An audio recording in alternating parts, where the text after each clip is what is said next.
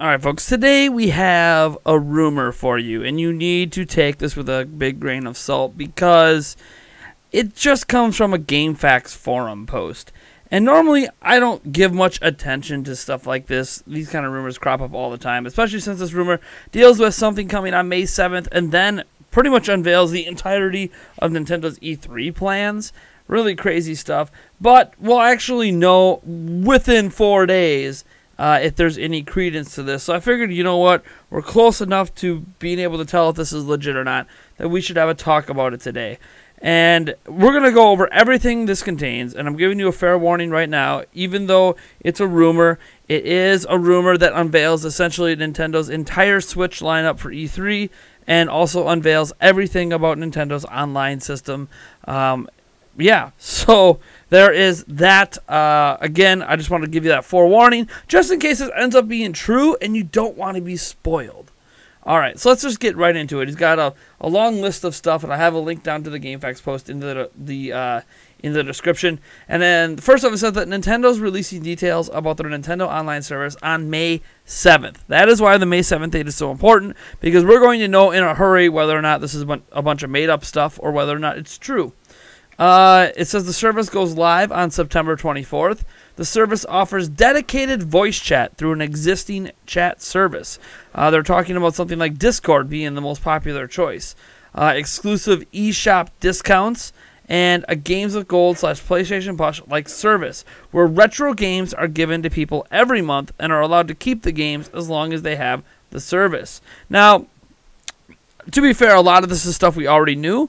As an example, we already knew about the classic game thing. We already knew about the exclusive discounts. These are things Nintendo have mentioned before.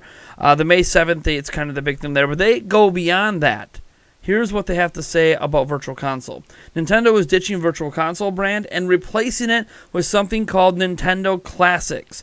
Games offered through this are much cheaper than they were before, and it's going to launch with the NES and GBA games in August, with SNES and N64 games being made available in late 2018/early 2019. So that's all the stuff that's getting unveiled on May 7th.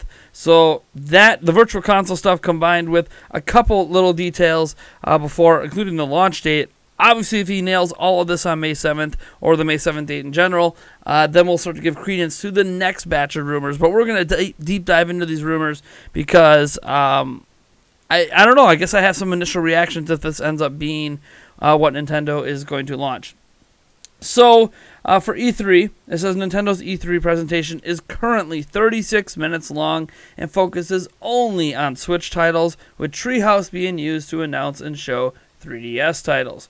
The first reveal is of the Spyro trilogy coming to Switch, though there's a reason they've been waiting to reveal it. Fire Emblem is next, and the title for it is Lustrous Daybreak, coming holiday this year. Yoshi is next, now subtitled Flipped Around, and features the same amiibo functionality as Woolly World, releases in August. New Paper Mario game is next, and it's not being developed by Intelligent Systems. It goes back to the traditional partner-style gameplay, but still heavily features the character limitations imposed for Sticker Star and Color Splash, coming in 2019. Mario Odyssey DLC is next. Luigi is being released that day as a playable character and adds 70 unique moons to the game.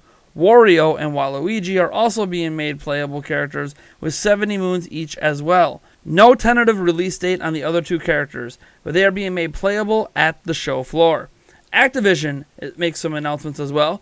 Crash Bandicoot Amiibo is being made, and that adds harder time trials to the Insane Trilogy, and is teased to have some kind of functionality with the Spyro Trilogy. Black Ops 4 Battle Royale is coming to Switch with crossplay with PC and Xbox. The regular Black Ops 4 is not coming to Switch.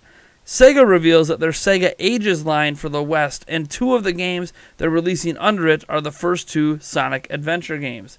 Supersonic Racing is revealed and takes inspiration from Sonic R, with some characters like Sonic running on their own, while other characters like Tails use vehicles. Some kind of Nintendo exclusive content is teased for the game as well. Next is Metroid Prime 4. It's a gameplay trailer, and it's coming in 2019. Pokemon for Switch is revealed. It's a new take on Red and Blue and features graphics that are midway between Sun and Moon and Pokken. Five Nights at Freddy's is coming to Switch, although reports are coming in that the content may have been censored on Scott Cawthorn's head, not enforced by Nintendo. Coming out in the fall. 2 trailers for Smash Bros. For Switch are the last things. One reveals Captain Toad, the other reveals Crash Bandicoot and Spyro. This is why they've been quiet and the Switch version of the trilogy. Gameplay is shown and is a mix of Smash 4 and Melee, being very colorful yet detailed. Coming out September alongside the online service. Ice climbers are set to be revealed during the Treehouse Live. And then he goes on to say, that's all. I don't know any more specifics than that because I'm not the person who actually saw all of this. See, another reason to put up a red flag here. A contact with connections to marketing. So this isn't even secondhand or third-hand. This might even be fourth-hand information. But a contact with connections to marketing saw all of this and shared it to me. Have a good day, and remember to check back on this on May 7th. So there you go. Yeah, that's what we're talking about today. A couple reasons now that I've gone through all these rumors that I just want to get out there. I do not believe these rumors at all. These are not something that I typically would even want to talk about because I just don't.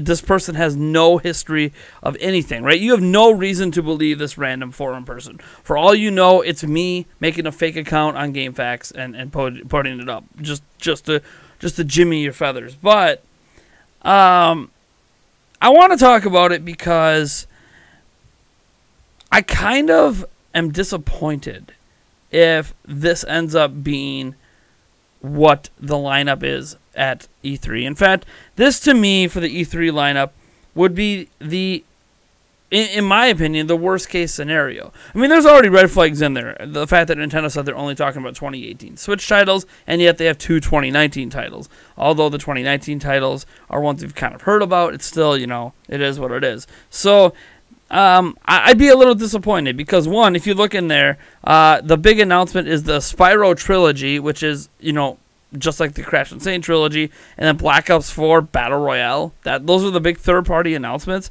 I mean, I get the Sonic stuff, but we kind of already knew about that. So, yeah, and if we get Five Nights at Freddy's, it's apparently censored, but it's not Nintendo's fault, which I don't know why it would be censored. Nintendo didn't censor South Park: The Fractured Butthole, so I don't know why Nintendo would make third-party censor that. Like, it's not, Nintendo doesn't care. As long as it's not a Nintendo-made game, they don't care about the censorship. That's all on the people making the game. But I don't know. There isn't anything on this that gets me excited, right? It's almost, some of this is like what's expected. I expect to see Fire Emblem. I obviously expect to see Smash. I expect to see Pokemon even. I expect to see some of the Sega stuff, some of the Sonic stuff.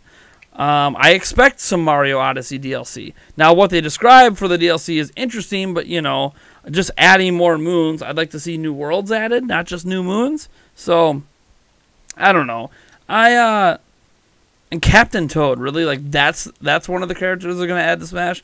Captain Toad. I understand they might be doing it to promote the Captain Toad port, but why? There's so many other characters you could add. Like, why another character from the Mario franchise?